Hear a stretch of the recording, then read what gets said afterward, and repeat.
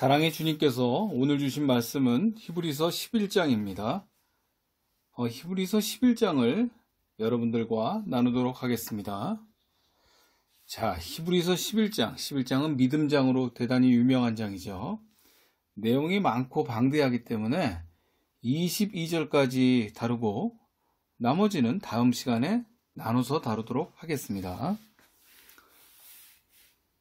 지난 시간에 우리는 히브리서 10장이 19절부터 39절까지 다루었습니다.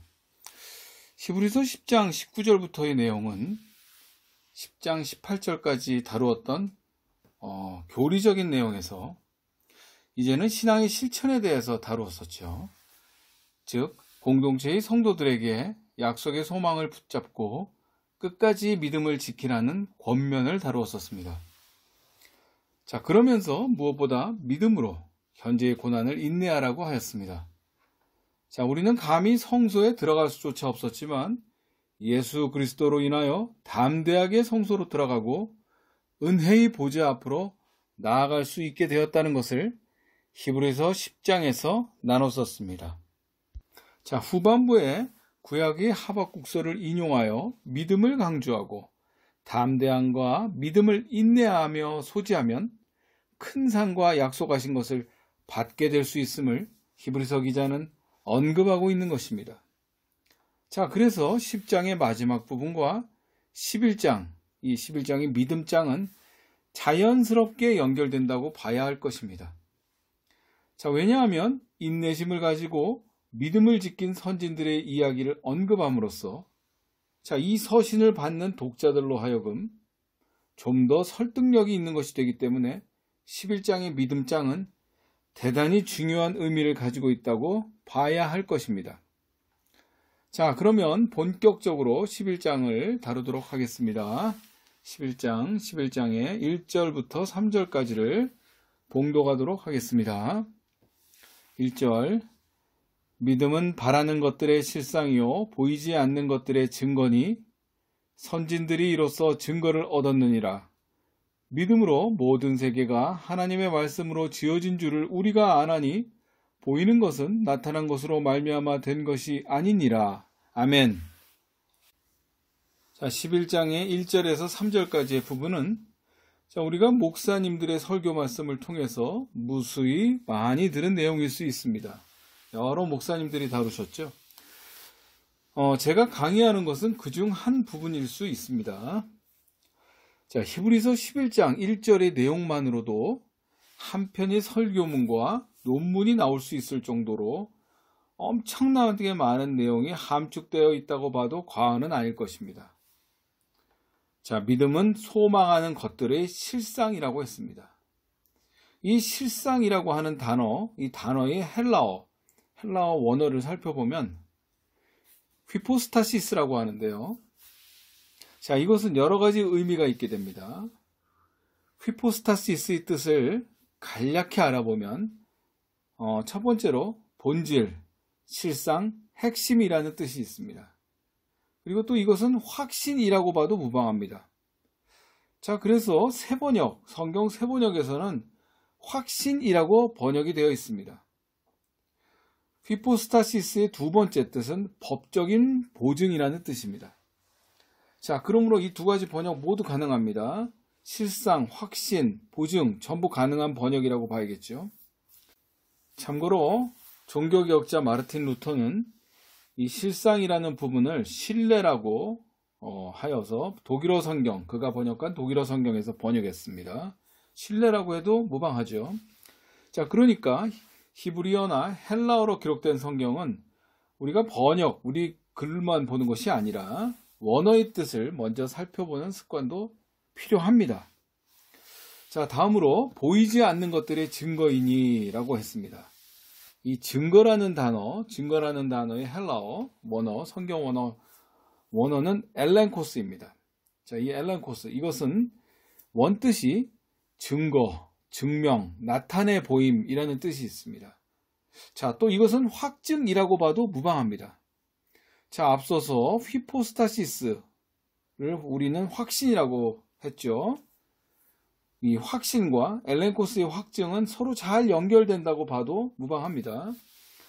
결국 믿음은 바라는 것들, 곧 우리가 소망하는 하나님의 구원이 마침내 우리에게 실체로 주어지게 되리라는 것을 확신하는 것이라고 봐야 할 것입니다. 또한 믿음은 그 믿음의 태도나 이에 근거한 행동은 지금 보이지 않는 실체가 확증되는 결과로 가져오게 되는 것입니다. 자, 2절에서 선진들이 이로써 증거를 얻었느니라. 즉 성경 속 선진들의 이야기를 하나씩 끄집어내면서 열거하게 되죠. 그리고 3절에 보이는 것은 나타난 것으로 말미암아 된 것이 아니니라 라고 했습니다. 자, 히브리서 기자는 작금의 현실을 염두에 두고 서신을 썼죠. 눈에 보이는 성공과 쾌락과 풍요를 위해 신앙 공동체, 즉 증인 공동체를 떠나서 주류 사회로 빠져나갈 수밖에 없는 성도들의 상황을 적절히 묘사한 것입니다. 자, 그러므로 우리가 믿는 믿음의 실체는 눈에 보이는 것보다 더 위대하신 것을 언급한 것입니다. 그래서 믿음의 특징을 다른 성경 말씀에 비해서 보다 더 자세히 설명하고 있는 것입니다. 자, 보통 어떠한 주장을 함에 있어서 주장만 하면 청중들을 설득하기 어렵습니다. 그에 따른 적절한 예를 들면 설명이 수월할 수 있죠. 자, 믿음을 따라서 살았던 믿음의 선진들의 이야기는 상당한 설득력을 가진 것이라고 할 수 있을 것입니다. 이 3절의 내용 하나만으로 창세기의 천지창조의 역사를 언급할 수 있습니다. 하나님께서 말씀으로 창조된 세계는 무에서 유로 창조되었을 뿐만 아니라 규칙과 질서 있게 세상을 만드신 것입니다. 자, 이제 4절에서 7절까지를 봉독하도록 하겠습니다. 자, 4절. 믿음으로 아벨은 가인보다 더 나은 제사를 하나님께 드림으로 의로운 자라 하시는 증거를 얻었으니 하나님이 그 예물에 대하여 증언하심이라. 그가 죽었으나 그 믿음으로써 지금도 말하느니라. 믿음으로 에녹은 죽음을 보지 않고 옮겨졌으니 하나님이 그를 옮기심으로 다시 보이지 아니하였느니라. 그는 옮겨지기 전에 하나님을 기쁘시게 하는 자라 하는 증거를 받았느니라. 믿음이 없이는 하나님을 기쁘시게 하지 못하나니 하나님께 나아가는 자는 반드시 그가 계신 것과 또한 그가 자기를 찾는 자들에게 상 주시는 이심을 믿어야 할지니라.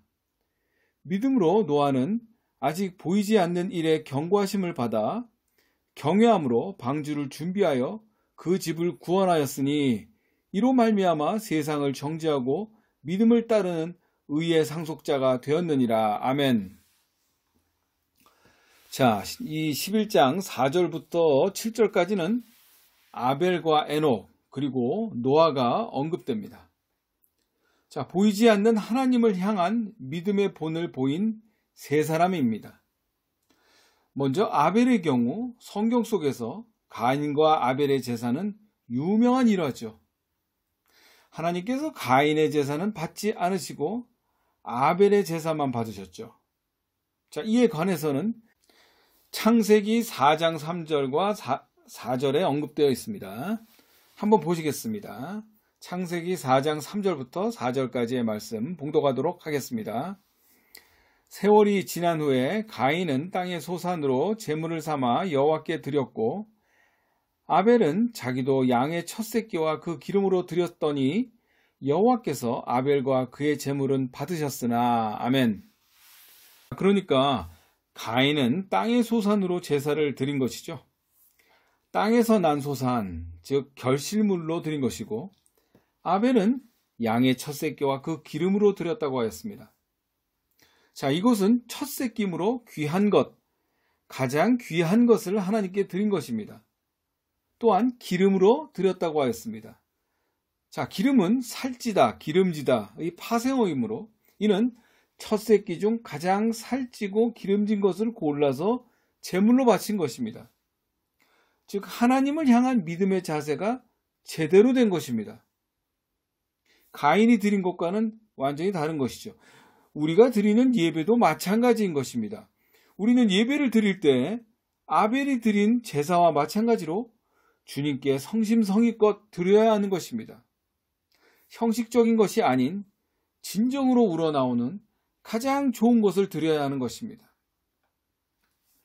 자, 이어 5절에 나오는 에녹 역시 마찬가지입니다. 에녹은 엘리야, 예수님과 더불어 죽음을 보지 않고 하늘로 승천한 사람 중 하나입니다. 자, 그는 하나님과 동행하였으며 하나님을 기쁘시게 하는 사람이었습니다. 에녹이 하나님을 기쁘시게 했다는 성경적인 자료는 그가 죽음을 보지 않고 옮겼다는 것입니다. 이 놀라운 일은 바로 그의 믿음 때문이었다고 성경은 말하고 있는 것입니다. 자, 그러므로 6절은 하나님에 대한 에녹의 바른 지식, 즉 하나님이 계신 것과 자기를 찾는 자들에게 상 주시는 이심을 믿는 믿음이 그가 이 세상에서 죽음을 맛보지 않고 옮겨질 수 있었다는 것입니다. 자, 7절에서는 노아를 언급하죠. 자, 7절에서는 1절에 언급한 보이지 않는 것들의 증거라는 언급을 암시하고 있습니다. 자, 여기서 보이지 않는 것은 인식할 수 없는 어떠한 진리나 실제가 아니라 미래에 있게 되는 홍수 사건을 말하고 있습니다. 자, 노아는 하나님의 말씀에 대해 순종을 했고 믿었습니다. 그의 온전한 순종은 가족 구원과 의의 상속자가 되었다는 것입니다. 자, 노아가 하나님의 말씀에 대하여 순종하여 세상을 정죄하였다는 것은 하나님의 명령에 대한 그의 신실한 순종과 반응에 반해서 당시 사람들의 불의함과 대조를 이루고 있음을 우리는 알 수 있습니다. 자, 이는 현실의 그리스도인 신앙 공동체와 배교자들에 대한 대조와도 짝을 이룬다고 할 수 있겠습니다. 자, 지금까지 언급한 아벨, 에녹, 이 노아, 이 세 사람의 공통점을 살펴보면 자, 그들은 불의를 멀리했다는 것입니다. 그러므로 하나님은 그들을 인정하셔서 그 세대로부터 그들을 분리하여 취하셨던 것입니다. 아벨은 죽음으로, 그리고 에녹은 옮겨짐으로, 노아는 홍수 멸망으로부터 구원을 받았습니다. 자, 아벨은 의의 제사로, 에녹은 하나님이 계심을 믿음으로, 그리고 노아의 세상에 대한 정죄는 신앙 공동체의 성도들이 따라야 할 본으로 제시되고 있다는 것입니다. 자, 다음으로 8절에서부터 10절까지를 봉독하도록 하겠습니다. 8절, 믿음으로 아브라함은 부르심을 받았을 때 순종하여 장래의 유업으로 받을 땅에 나아갈새 갈 바를 알지 못하고 나아갔으며, 믿음으로 그가 이방의 땅에 있는 것 같이 약속의 땅에 거류하여 동일한 약속을 유업으로 받은 이삭 및 야곱과 더불어 장막에 거하였으니, 이는 그가 하나님이 계획하시고 지으실 터가 있는 성을 바랐음이라. 아멘. 자, 이 8절에서 주목할 단어가 있습니다. 이 주목할 단어는 순종입니다. 자, 아브라함은 갈대아 우르라는 지금으로 따지면 가장 큰 국제도시, 뉴욕쯤 되겠죠. 그 국제도시에서 우상을 제조하는 일을 하던 가정에 있었습니다. 그런데 하나님의 말씀을 듣고 절대적으로 순종하여 우상이 있는 갈대아 우르를 떠나 하란을 거쳐 약속의 땅인 가나안으로 향합니다. 자, 당시에 갈대아 우르에서 가나안까지의 거리를 환산하면 직선거리로 300km가 넘는 어마어마한 거리였습니다. 그렇지만 직선거리가 그러니까 실제로는 더 되겠죠. 생각해 보십시오. 지금처럼 고속도로가 있었습니까? 자동차가 있었습니까? 자, 이 길은 또 광야와 같은 길이고 도처에 도적들이 생명을 위협하는 아주 위험한 길이었습니다. 자, 그것을 하나님께서 약속하셨다는 것을 믿고 순종한 것입니다. 온전한 순종을 한 것이죠. 자, 그러니까 보이지 않는 장래에 있게 될 약속을 온전하게 믿은 것입니다. 이것은 강한 믿음이 없이는 도저히 불가능한 것입니다. 자, 또한 그 약속은 하나님께서 약속하신 땅에 대한 약속이었죠. 자, 8절에서 10절은 가나안에 대한 약속인 것입니다. 이삭과 야곱에게도 동일한 것을 약속하신 하나님의 신실하신 약속인 것이죠. 그리고 10절의 내용은 해석이 필요합니다. 자, 아브라함과 이삭은 약속의 땅에서 외국인과 나그네로 살았습니다. 그러므로 정착하지 않고 일시적인 나그네의 삶을 살았던 이유가 10절에 있는 것입니다. 자, 아브라함이 바라보았던 곳은 가나안이 아니라 믿음의 순례를 하는 모든 자들이 이루고자 하는 하늘의 예루살렘, 즉 더 나은 본향이라는 것을 알게 된 것입니다. 자, 그 성의 설계자와 건축자는 하나님이십니다. 하늘 도성이죠. 자, 다음으로 11절과 12절을 봉독하도록 하겠습니다. 11절, 믿음으로 사라 자신도 나이가 많아 단산하였으나 잉태할 수 있는 힘을 얻었으니 이는 약속하신 이를 미쁘신 줄 알았음이라. 이러므로 죽은 자와 같은 한 사람으로 말미암아 하늘의 허다한 별과 또 해변의 무수한 모래와 같이 많은 후손이 생육하였느니라. 아멘. 자, 아브라함이 약속의 자손인 이삭을 얻게 된 때 된 나이가 100세였습니다. 그러니까 갈대아 우르에서 처음으로 자손에 대한 약속을 받은 나이가 75세였음을 감안하면 약 25년 후에 약속이 성취된 것입니다. 자, 그만큼 인내하고 기다린 결과입니다. 이 믿음엔 인내가 필요합니다. 강한 인내만이 약속된 본향에 이를 수 있는 것입니다. 신약성경 마태복음 25장에 나오는 열처녀에 대한 비유도 마찬가지입니다. 인내심을 가지고 기름과 등불을 준비한 5 처녀는 구원에 이르지만 신랑을 만나게 되죠. 게으르고 인내하지 못한 5 처녀는 신랑을 맞이하지 못합니다. 믿음은 인내심을 가지고 기다려야 하는 것이기도 합니다.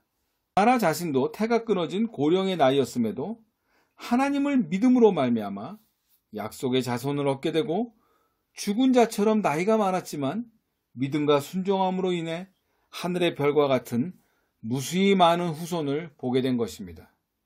자, 다음으로 13절에서 16절까지를 봉독하도록 하겠습니다. 13절, 이 사람들은 다 믿음을 따라 죽었으며 약속을 받지 못하였으되 그것들을 멀리서 보고 환영하며 또 땅에서는 외국인과 나그네임을 증언하였으니 그들이 이같이 말하는 것은 자기들이 본향 찾는 자임을 나타냅니다. 그들이 나온 바 본향을 생각하였더라면 돌아갈 기회가 있었으리언니와 그들이 이제는 더 나은 본향을 사모하니 곧 하늘에 있는 것이라. 이러므로 하나님이 그들의 하나님이라 일컬음 받으심을 부끄러워하지 아니하시고 그들을 위하여 한 성을 예비하셨느니라. 아멘. 자, 앞서서 11절과 12절이 후손을 약속하신 것이라면 13절부터 16절까지의 내용은 더 나은 본향에 대한 언급이 되겠습니다. 자, 이 13절에 이 사람들은 이라는 것이 나오는데요. 이것이 새 번역에서는 이 모든 사람들이라고 번역되게 되는데 이 모든 사람들은 아브라함과 이삭과 야곱을 언급하는 것이 타당하다고 봐야 할 것입니다. 자, 그런데 13절을 읽다 보면 앞서서 히브리서 6장 15절에 히브리서 기자는 아브라함에 대해서 말하면서 그가 약속을 받았다고 하였습니다. 그런데 11장 13절에서는 약속을 받지 못했다고 합니다. 자, 이것은 어떻게 봐야 할까요? 자, 이것은 이렇습니다. 6장에서의 약속은 자식에 대한 약속, 즉 이삭에 대한 약속이었고 그것은 성취되었습니다. 그렇지만 13절에 대한 약속은 족장들로 하여금 이방인처럼 지내게 만드는 약속인 것입니다. 그들은 약속의 실체를 아직 받지 못했던 것입니다. 자, 모세가 약속의 땅에 들어가지 못했던 것처럼 그들은 멀리서 약속된 것을 바라만 봐야 했습니다. 그들은 그 땅에서 자신들이 외국인과 나그네임을 고백하고 이 땅에서 하늘 본향을 찾는 자로 살아갔습니다. 그들은 더 나은 본향, 하늘 본향을 사모하고 진정한 시민권은 하늘에 있음을 알았습니다. 자, 그곳은 이 땅의 도시들과는 다른 방식으로 세워진 하나님의 방식으로 세워진 곳이었죠. 16절에서 더 나은 이라는 단어, 즉 헬라어 원어로는 크레이트토노스가 쓰여지고 있는데요. 그들이 사모하는 마음으로 찾는 것을 보시고 하나님께서 반응하신 내용이 소개됩니다. 그러므로 하나님이 그들의 하나님이라 불리는 것을 부끄러워하지 않으신 것입니다. 이것은 아브라함의 하나님, 이삭의 하나님, 야곱의 하나님이라고 부르는 것을 연상시킵니다. 하나님께서는 족장들을 기뻐하시고 그들을 위하여 한 성을 예비하신 것입니다. 다음으로 17절부터 19절까지를 봉독하도록 하겠습니다. 아브라함은 시험을 받을 때 믿음으로 이삭을 드렸으니 그는 약속들을 받은 자로 돼 그 외아들을 드렸느니라. 그에게 이미 말씀하시기를 내 자손이라 칭할 자는 이삭으로 말미암음이라 하셨나니 그가 하나님이 능히 이삭을 죽은 자 가운데서 다시 살리실 줄로 생각한지라. 비유컨대 그를 죽은 자 가운데서 도로 받은 것이니라. 아멘. 아브라함이 하나님을 온전하게 믿는 믿음의 결정판이 바로 이 자기 자식인 이삭을 제물로 바친 사건인데, 신실하신 하나님께서 아브라함과 한 약속을 지키실 것을 생각하여 아브라함은 이삭을 제물로 바쳐서 설령 이삭이 죽는다 하여도 하나님께서 이삭을 능히 죽은 자 가운데서 살리실 수 있다고 생각한 것입니다. 자, 이 얼마나 놀라운 믿음입니까? 결과적으로 이는 이삭을 도로 받은 것이라 추론할 수 있으며, 이것은 부활에 대한 아브라함의 믿음뿐만 아니라 죽음 직전에 이삭처럼 모든 믿음의 사람들에게도 그와 같은 하나님의 구원이 주어질 수 있다는 것에 대한 상징을 담고 있는 것입니다. 또한 이삭을 제물로 드리는 장면은 예수 그리스도의 부활과도 연결이 되는 것입니다. 믿음의 외아들인 이삭을 바치고 도로 얻는 사건은 하나님의 외아들인 예수님이 십자가에서 죽고 다시 부활하는 사건과 잘 연결이 됩니다. 자, 그러므로 초대교회, 즉 1세기 신앙 공동체에서도 창세기 22장의 사건을 그리스도와 연결시켜서 기독론적으로 관점으로 이해하고 있었던 것을 알 수 있겠습니다. 자, 이제 20절에서 22절까지를 봉독하도록 하겠습니다.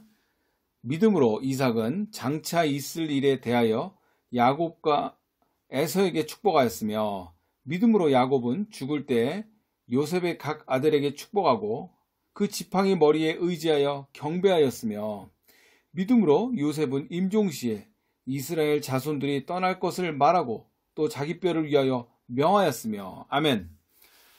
아브라함에게 다시 주어진 믿음의 외아들인 이삭은 20절에서 믿음의 인물로 제시되는데, 그가 어떤 축복을 했는지는 알 수 없죠. 어떤 축복을 했는지는 알 수 없지만 장차 있을 일이라는 것에 축복을 했다고 언급되어 있습니다. 이것은 히브리서에서 앞으로 올 구원을 의미하는 중요한 표현이 되는데요. 이삭의 축복의 미래적인 전망은 이삭이 죽음으로부터 구출된 사건을 종말론적으로 이해했던 것과 맥을 같이 한다고 할 수 있겠습니다. 자, 예정된 역사 과정으로 장자인 에서를 통해 축복이 일어나지 않고 하나님의 간섭하심에 따라서 어린 자에게 축복권과 장자권이 넘어가게 됩니다. 자, 이것은 21절에서 축복의 모티브가 잘 이어지는데, 야곱은 임종의 순간에 요셉의 아들들에게 축복했고 그 지팡이 머리에 의지하여서 하나님을 예배했습니다. 실제로 야곱이 그의 인생의 마지막 시간에 한 것은 예배였으며, 이것은 다른 족장들의 하나님에 대한 믿음의 근거였고, 마지막 장에 나오는 믿음의 표현으로서 예배에 대한 권면과도 잘 연결됩니다. 자, 히브리서 마지막 장 13장 15절을 봉독하도록 하겠습니다. 그러므로 우리는 예수로 말미암아 항상 찬송의 제사를 하나님께 드리자. 이는 그 이름을 증언하는 입술의 열매니라. 아멘. 자, 한편 족장들의 믿음에 대한 것은 요셉의 죽음과 더불어 결론을 맺게 되는데, 요셉은 임종의 순간에 이스라엘 백성들의 출애굽을 확신했으며 그때 자신의 뼈를 가지고 약속의 땅에 들어갈 것을 부탁하게 됩니다. 자, 믿음으로 요셉은 미래를 내다보았고 하나님께서는 요셉이 바라보았던 것보다 더 나은 것을 계획하고 계셨던 것입니다. 그것은 하늘 도성을 말하는 것입니다. 자, 오늘은 여기까지 하도록 하겠습니다. 다음 시간에는 23절부터 40절까지, 11장 마지막이 되는 40절까지를 다루도록 하겠습니다. 기도하겠습니다. 사랑의 주님, 히브리서 11장 말씀을 통해 많은 은혜를 입었습니다. 믿음은 바라는 것들의 실상이고 확증이라 하였습니다. 또한 보이지 않는 것의 증거라고 하였습니다. 우리들의 삶 속에서 보이는 것에 치중하고 보이지 않지만 지금도 역사하고 계시는 하나님을 믿는 믿음이 더욱 자라나게 하여 주시옵소서. 아벨, 에녹, 노아, 아브라함, 이삭, 야곱, 요셉 등 믿음의 선진들이 모두 믿는 믿음으로 본향을 바라본 것처럼 하나님께서 약속하신 더 나은 본향, 즉 하늘 도성을 사모하면서 사는 저희들이 되게 하여 주시옵소서. 감사드리오며 존귀하신 예수 그리스도 이름으로 기도합니다. 아멘.